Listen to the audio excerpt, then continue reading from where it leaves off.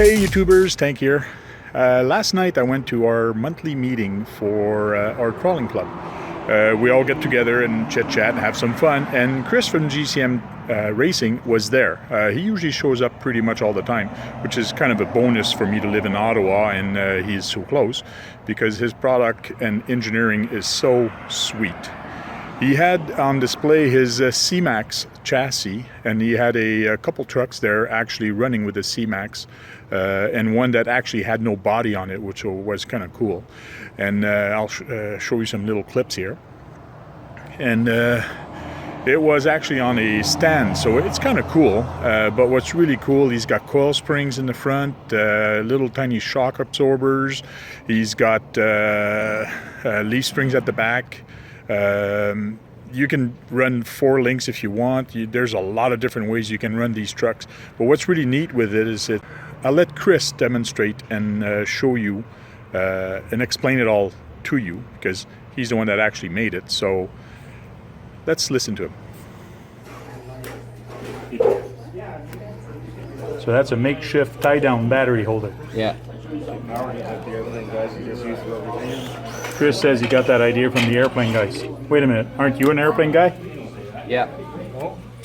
Elastics are my friend, man. You can be surprised at what you can get away with these things. Look at that, it's perfect. It's an instant battery tray, and it doesn't. It's got like a suspension too. Suspension battery tray.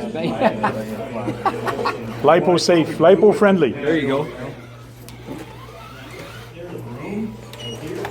So that's your new C chassis.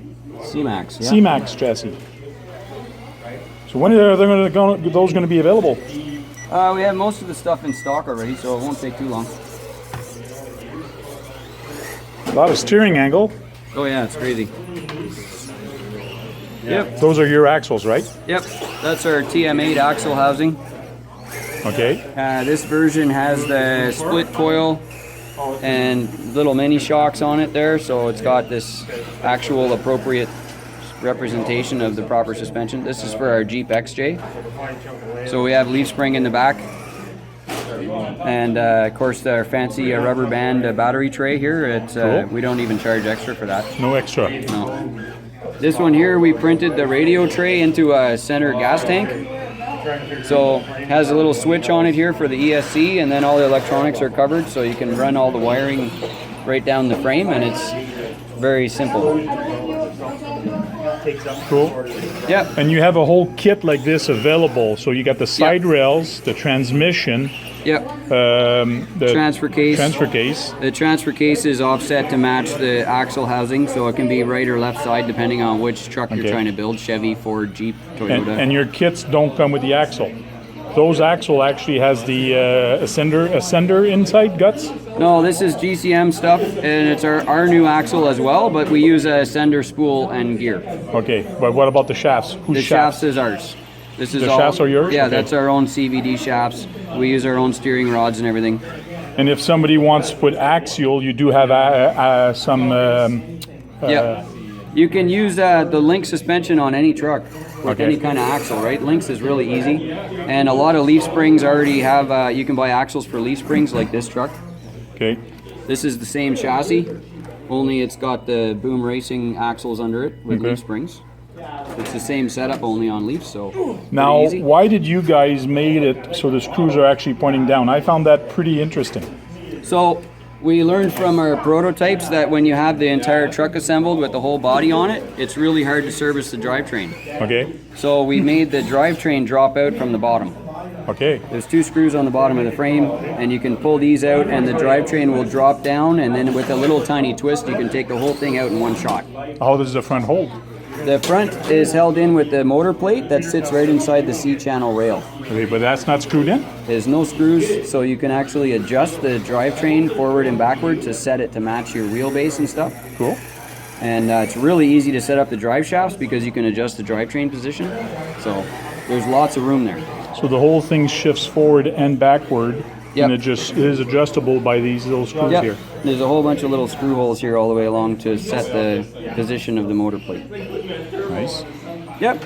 And the servo also, you can mount there. I see there's different holes here for the servo where Yep. you can mount it forward, back. Yep, and then the coil buckets are mounted on with with 2 screws that go into the side of the chassis. Cool. And you can adjust your wheelbase with this as well. The same with the leaf springs. You Why can this set plate? these up.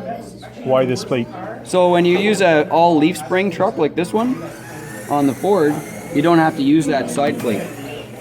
There's 2 holes here you can use for slider mounts, and you don't need the side plate because there's no link mounts. Yeah, there's no link because that's a coil. That's very a leaf. clean. Yeah. And if you use link suspension, then we have the geometry proper to use the upper links here and the lower links here, and you end up with a really nice suspension geometry. And in the front, we set up the geometry in the front to work really well. And if I want to attach rock sliders on, I guess I could attach it a little higher up here, or even use these holes? There's 2 threaded holes right here that match SCX10 rock sliders. Okay. So you can just screw them right on. Cool. It's also the same spacing as these 2 holes right here, so you have 2 different positions, and you can bolt them right in. Cool. Yep. And that's your own 3D printed motor? Yep, this is our straight 6 inline 6 motor that's on our Shapeways store, and it just slides right over the 540 can, and there you go. And you have different models of the motor, right? Yep. Printed? We have the straight 6. We have a bare block that you can use to make a diesel Cummins or a Defender diesel. We have a 22R Toyota 4-cylinder motor. We have a big block V8 motor.